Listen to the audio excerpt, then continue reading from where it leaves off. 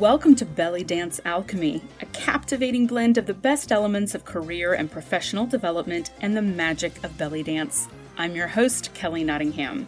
Ready to make your day job sparkle and your dance life grow in new and inspiring ways? Well, let's see what we can brew up. Ramadan Mubarak to all of my Muslim listeners around the world. Happy spring, everyone!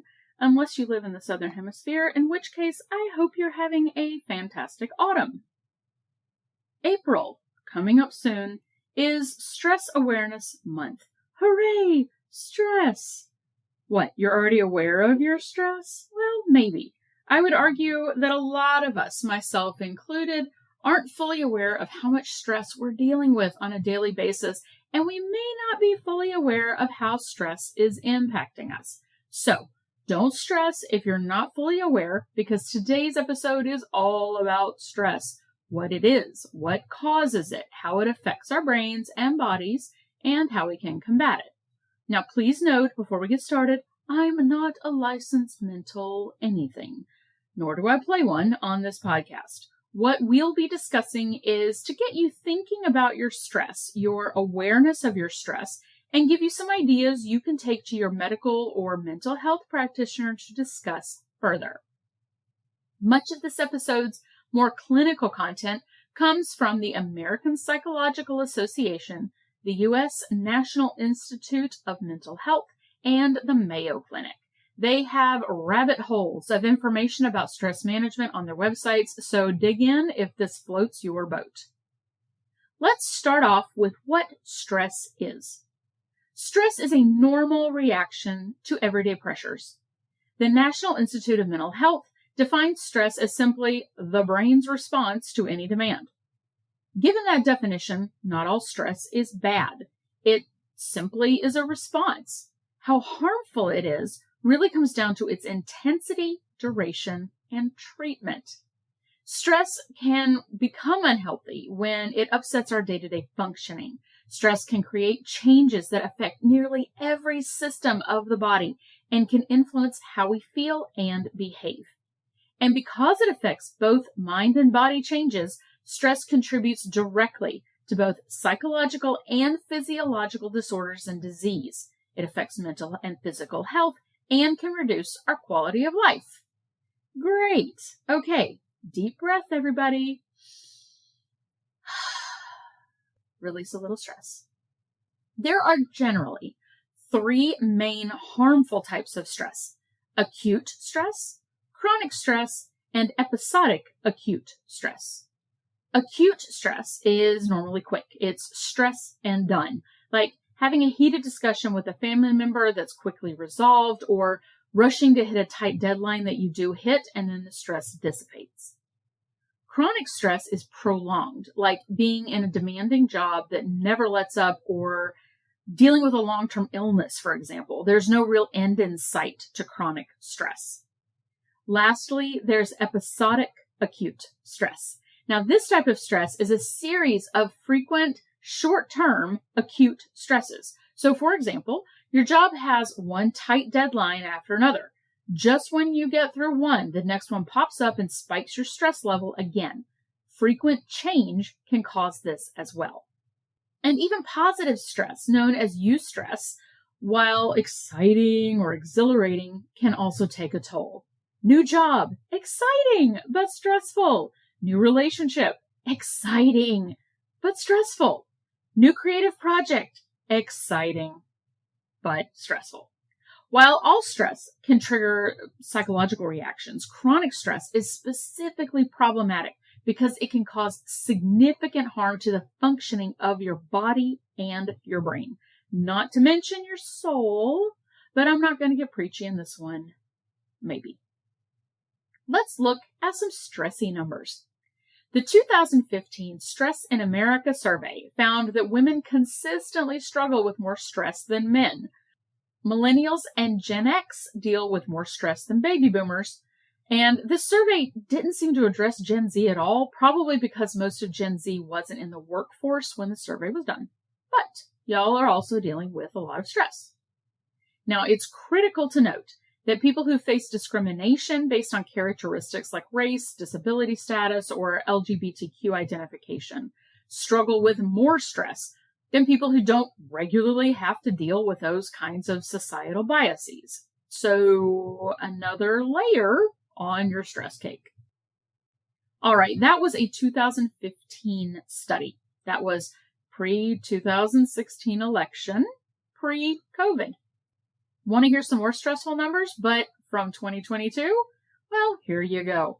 According to a poll conducted for the American Psychological Association, Americans are struggling with multiple external stressors that are out of their personal control, with a majority of adults citing these areas as sources of significant stress. 83% of respondents said inflation. 75% of respondents said violence and crime. The current political climate for 66% of respondents, and the racial climate for 62% of respondents. 27% of the respondents reported that most days they are so stressed they cannot function. Now, this again is US specific, but in talking with friends who live in other countries, this all sounds very familiar worldwide. So there are real causes for our stress: politics, war, illness, injustice, inflation, layoffs, and job instability, which has been in the news a lot lately. So these are tangible reasons to be stressed, even though most of those things are out of our control. More on that later. But there are some other issues that I personally think are really contributing to a lot of stress in today's world. First, too much of everything. Just too much. Too much social media, too much clutter, too much junk email, too many passwords to try to remember. The 24-hour news cycle that wants us to panic so we'll watch longer so their ratings go up. General information overload, even too many choices in the grocery store. It's called decision fatigue, and it is a thing. Next, the feeling that we have to push to constantly do more and achieve more and earn more and do side hustles and grind so that we feel worthy or validated or successful.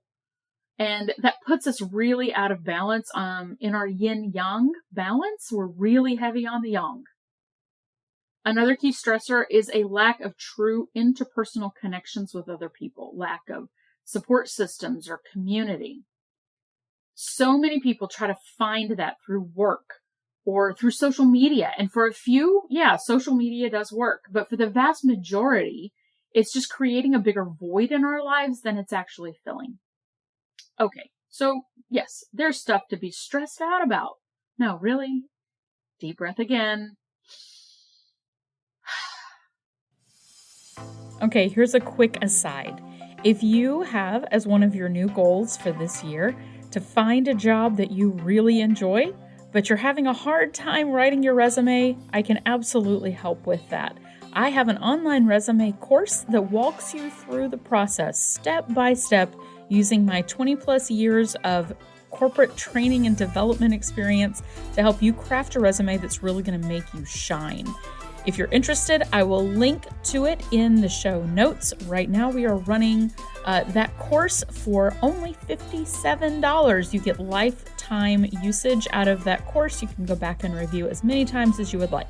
So if you're interested in growing your expertise in writing your own resume and preparing for your interviews with that resume, and if you'd like to support me and the podcast, I would appreciate it. Thanks.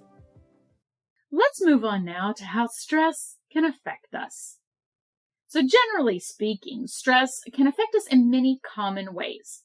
Let's start with your body. You may experience headaches, muscle tension or pain, chest pain, fatigue, change in your sex drive, stomach upset, sleep problems. It can affect your mood, anxiety, restlessness, lack of motivation or focus, feeling overwhelmed, irritability or anger, sadness or depression. It can influence your behavior, overeating or undereating, angry outbursts, drug or alcohol misuse, tobacco use, social withdrawal, exercising less often. So some of those probably sound familiar. Let's dig in further with some brain science. So how does stress affect our brains? You may find when you're stressed that you can't plan. You can't remember anything. You can't make decisions even when you're staring at a to-do list. You may get lost driving home from work. Exposure to both early life stress like child abuse and chronic stress as adults has been linked to reduced volume in two major areas of the brain, the hippocampus and the medial prefrontal cortex. Parts of our brains literally shrink with chronic stress. The hippocampus is located in the middle part of the temporal lobe. It's involved in storing memories in an organized and sequential way. It's our mind palace, if you're a Sherlock Holmes fan. The hippocampus also helps in spatial navigation. Now, stress is a chain reaction. So when you experience a stressful event, the amygdala, a part of the brain that contributes to emotional processing, sends a distress beacon to the hypothalamus. The hypothalamus is like a command center and communicates to the rest of the body through your nervous system so you have the energy to fight or fly. This fight or flight response, which we've talked about before on the podcast, causes those outward physical reactions most of us think of about stress, including increased heart rates, heightened senses, a deeper intake of oxygen, and a rush of adrenaline. Then a hormone called cortisol is released. Cortisol helps to refuel and restore the energy we lost in that physical response. When the stressful event is over, the cortisol levels will fall and the body, ideally, returns to normal. While stress itself is not necessarily a problem, that buildup of cortisol in the brain can have long-term effects. That's how chronic stress can lead to health problems. Cortisol also helps regulate blood sugar levels in your cells and helps the hippocampus, where those memories are stored and processed, to function. But when you're under chronic stress, your body makes way more cortisol than it can release. And this is where the problem is. High levels of cortisol can wear down your brain's ability to function properly. It can disrupt your synapse regulation, which means you lose your sociability and you start avoiding interactions with others. Stress can also actually literally kill brain cells. Cortisol also communicates with the immune system to reduce and regulate inflammation. When that gets out of whack, your inflammatory responses may get out of control. Glucocorticoids, including cortisol, are important for regulating the immune system and reducing inflammation. High cortisol levels have been linked to the future development of many physical and mental health conditions, including chronic fatigue, metabolic disorders like diabetes and obesity, depression, and immune disorders. Deep breath again. Okay, that's the hippocampus. The medial prefrontal cortex is an area in the frontal lobe of your brain that is involved in processing information about the self and others. It regulates emotional responses to stress. It evaluates risk and reward, and it helps with making decisions based on your past experiences and what's going on in the current situation. Reduced volume in these two areas, the hippocampus and the medial prefrontal cortex, can mean difficulty making decisions, difficulty regulating emotions, and difficulty in learning from experience. Now, while stress can shrink the prefrontal cortex and hippocampus, it can also increase the size of the amygdala, which can make the brain more receptive to stress. Hooray! Chris Berglund writes in Psychology Today that cortisol is believed to create a domino effect that hardwires pathways between the hippocampus and amygdala in a way that might create a vicious cycle by creating a brain that becomes predisposed to be in a constant state of fight or flight. Great. Dr. Carrie Ressler, professor of psychiatry at Harvard Medical School, agrees that chronic stress can rewire the brain. Animals that experience prolonged stress have less activity in the parts of their brain that handle those higher order tasks, for example, the prefrontal cortex. And they have more activity in the primitive part of the brain that's focused on survival, such as the amygdala. He says that it's a lot like what would happen if you exercised one part of your body and not another. The part that was activated more would become stronger, and the part that got less attention would be weaker. This is what appears to happen in the brain when it's under continuous stress. It basically bulks up the part of the brain designed to handle threats, and the part of the brain responsible for more complex thought has to take a back seat. And that's why you end up staring at your to-do list for 30 minutes trying to figure out what to start on. Okay, let's end this section with a random fun fact.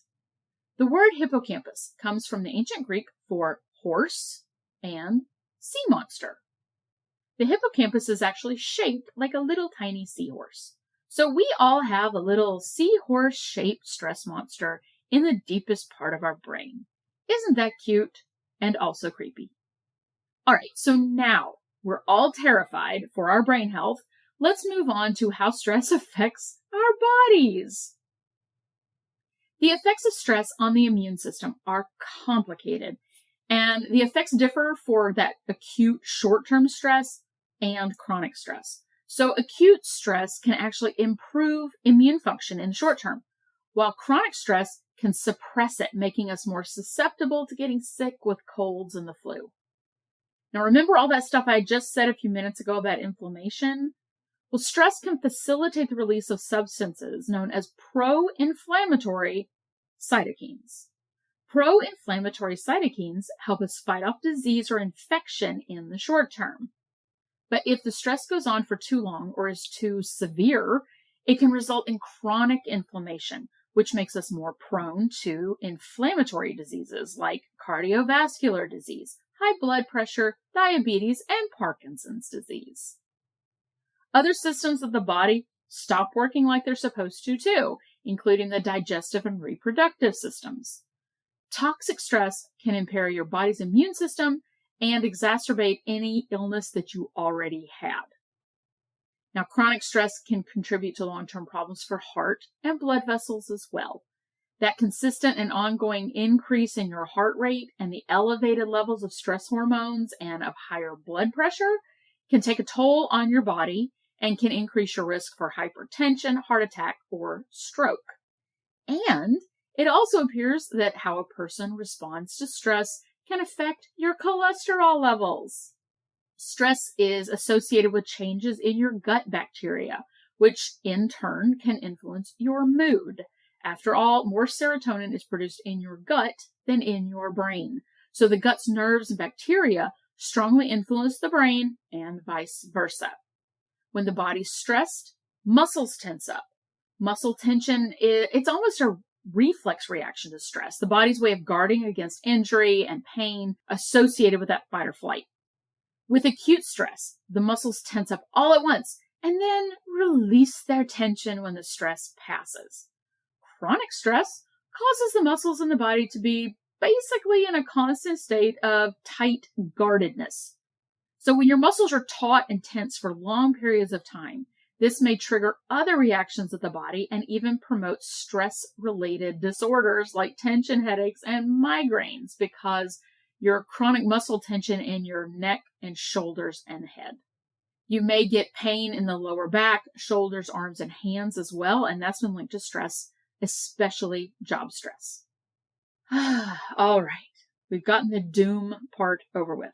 So now that we know how horrible chronic stress is for our bodies, what can we do about it? How can we reduce stress in our lives? I think it's critical to get in tune with our bodies and our thoughts so we can recognize when stress pops up. If you've been dealing with chronic or episodic acute stress for a long time, your baseline stress level is higher than it should be.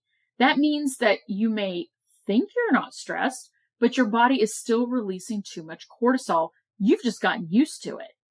Becoming aware of when and why stress shows up in our daily lives can help us to reset our baseline level of stress so that it's lower than what our chronic, I'm not that stressed level is.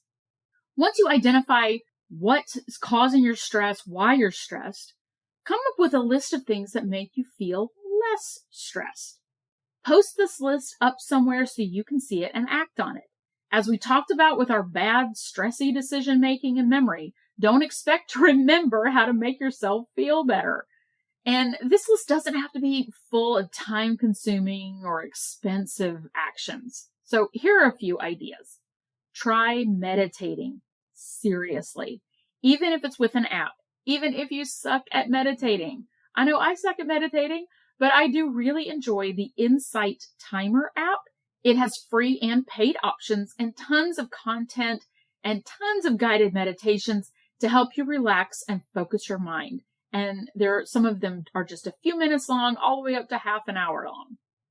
Try walking meditations. Get out in nature if you can. According to a study sponsored by the Environmental Protection Agency, the EPA, the average American spends 93% of their time indoors. So let's look to Japan for a lovely practice called forest bathing or Shinrin-yoku. Shinrin in Japanese means forest and yoku means bath. So Shinrin-yoku means bathing in the forest atmosphere or taking in the forest through our senses. It's not exercise, nor is it a series of photo ops for social media. Leave your phone at home or turn it off. The goal is to unplug from your stress and connect to your senses. Walk aimlessly and slowly, soaking in the sights, sounds, smells, and textures of the trees. Even if you don't have a forest, find a tree and try this. You can also try mindfulness practices. This means being fully present and aware in any situation. If you eat in front of the TV every night, try eating with no screens on. Really savor your dinner. That's mindfulness.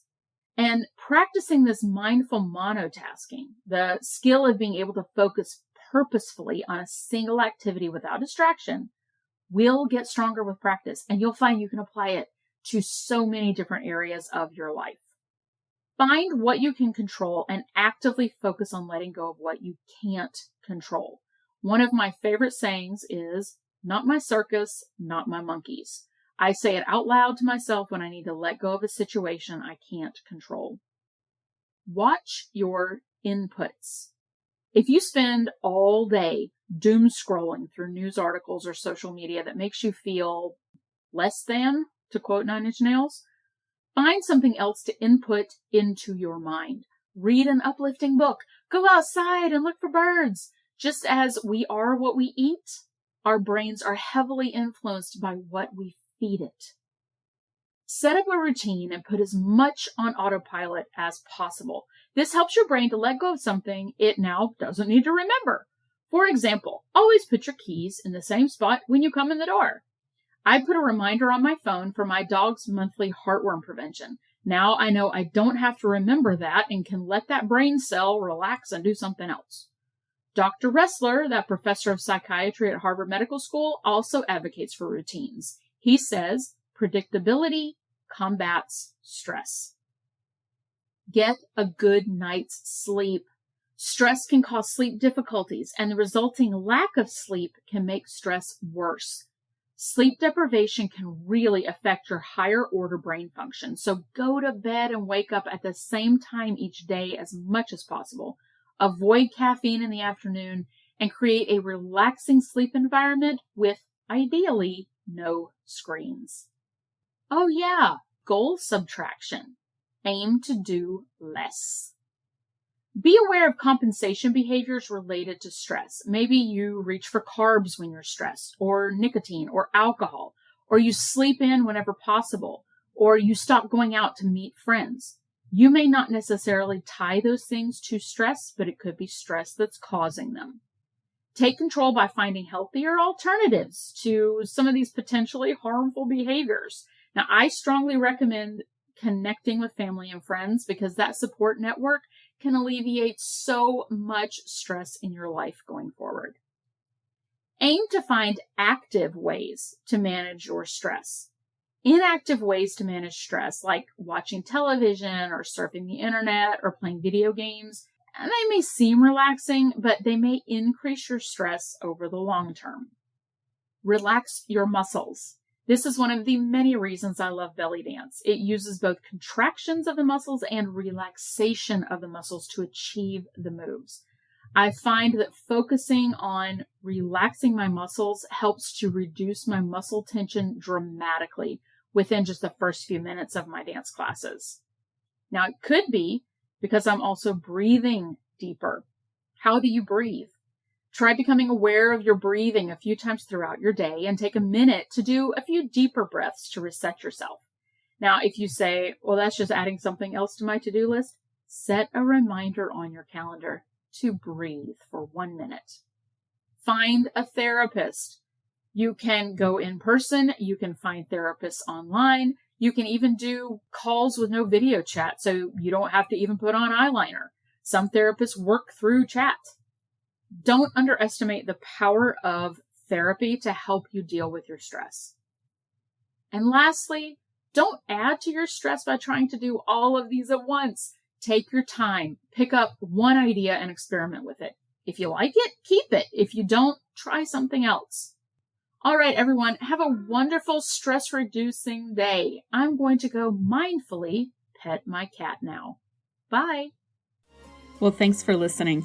If you like what you hear, please subscribe to this podcast and share the magic with your dance friends. If you want more, you can sign up for our mailing list at bellydancealchemy.org, or you can email me your suggestions and feedback. I would love to hear from you at bellydancealchemypodcast@gmail.com.